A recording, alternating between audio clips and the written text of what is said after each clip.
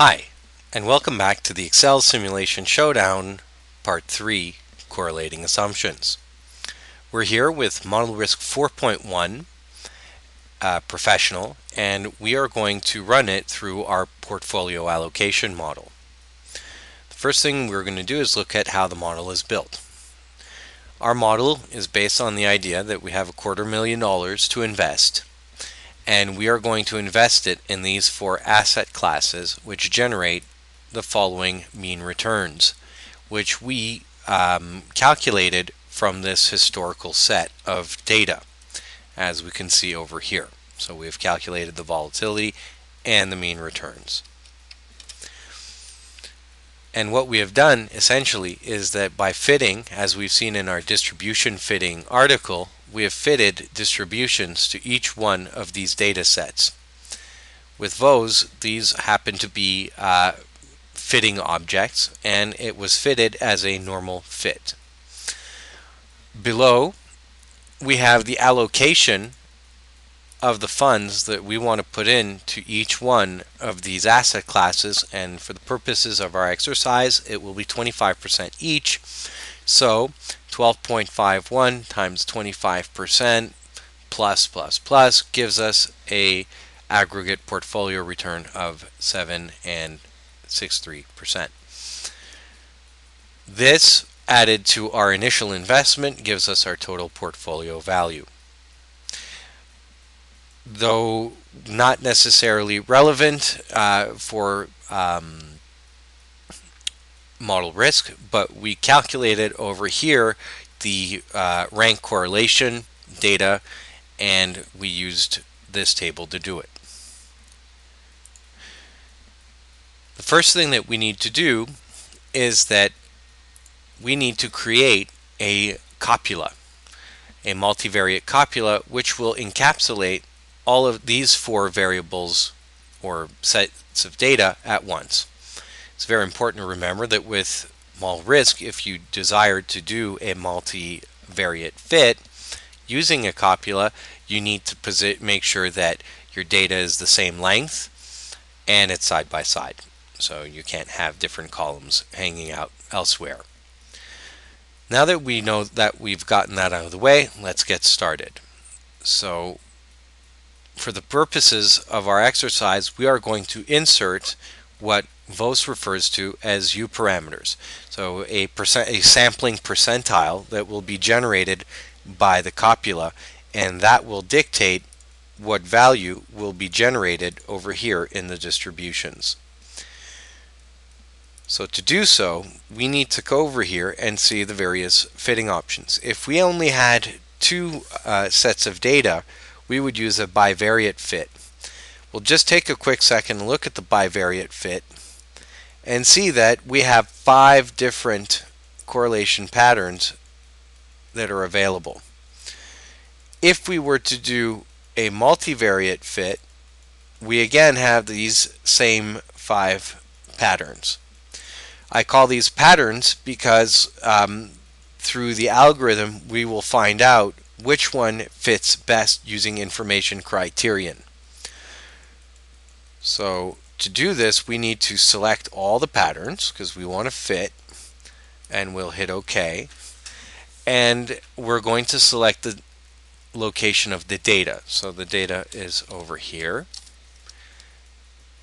and we have that taken care of. And of course, it's worth noting that the highest is the information criteria with the highest number is the one that you want to pick. So for the copula, it's the normal, and you can see that it generates a correlation matrix over here. Now, to make that a little clearer, we could add some labels, and we'll pick those over here. And you'll notice that now we have a neatly defined table over here. So what we need to do is insert this into the worksheet. So we're going to do a combined insert, and we have to have a one-dimensional 4 cells. So that happens to work out quite nicely over here, and we're going to hit OK. And now it wants us to have a matrix. So we've prepared a matrix over here. It's pre-formatted, and we'll hit OK, and there we go. So we have a fitted copula matrix that's listed over here. It's generated by Vose. And then we have our independent U parameters so that we can sample. So to show you how that works, the way we go here and we can calculate now, and notice that the U parameters are dictating how it's sampling the various distributions. We're going to run this for 10,000 trials, and we are going to see what kind of results that we get. So hit start, and no.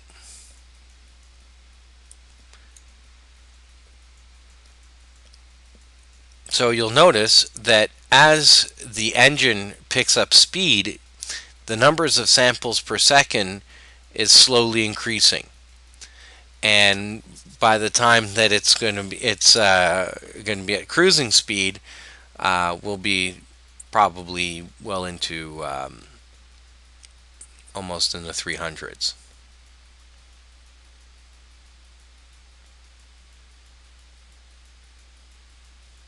So now we've had 10,000 samples, and we can see the various charting. So I would like to highlight a few things. It looks like Vose has been hard at work, and they've improved a lot of some of the charting features. I'd just like to take a second and go over them, because it's always credit where credit is due.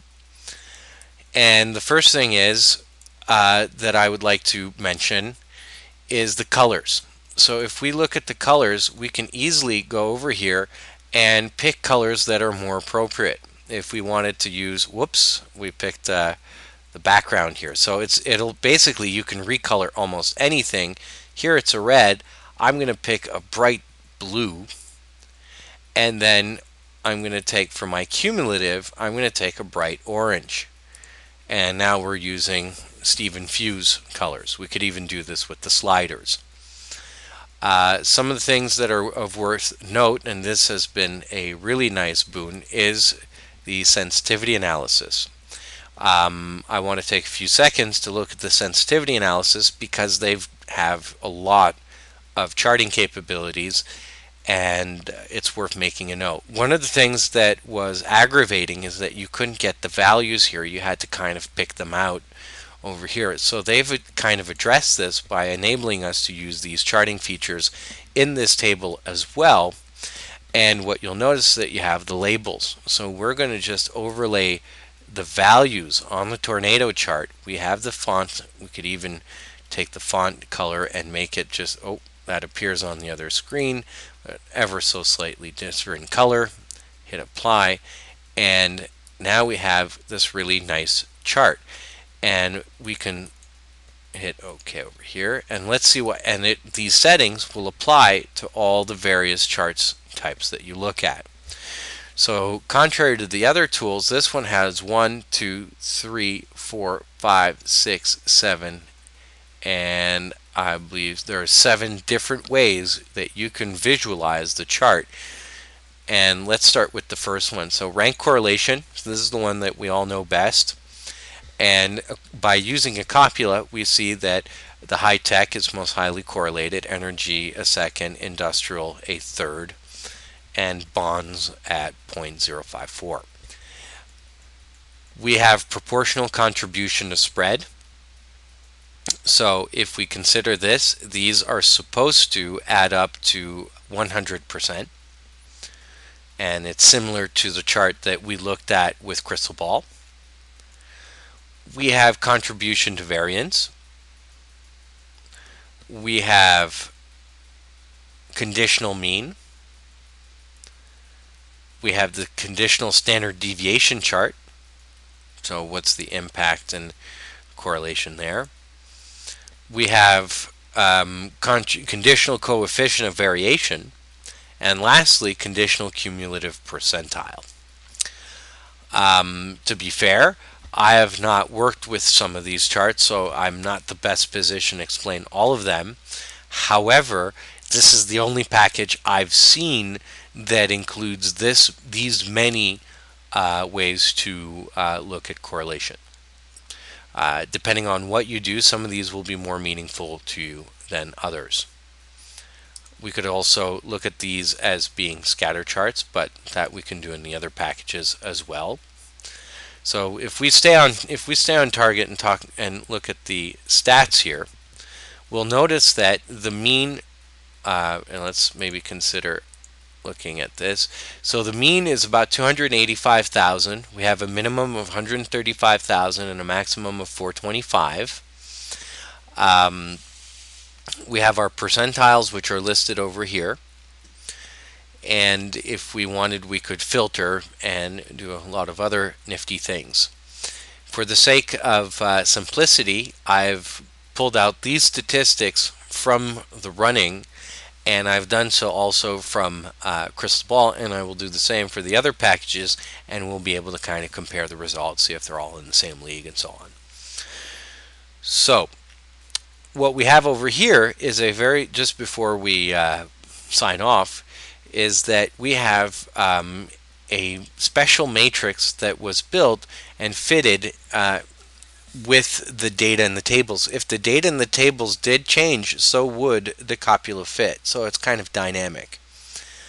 This is a very interesting package. The one thing that you have to bear in mind is that we would have to fit, and this is generally the case with all the other packages, we have to fit these individually before we can correlate them. So we did that.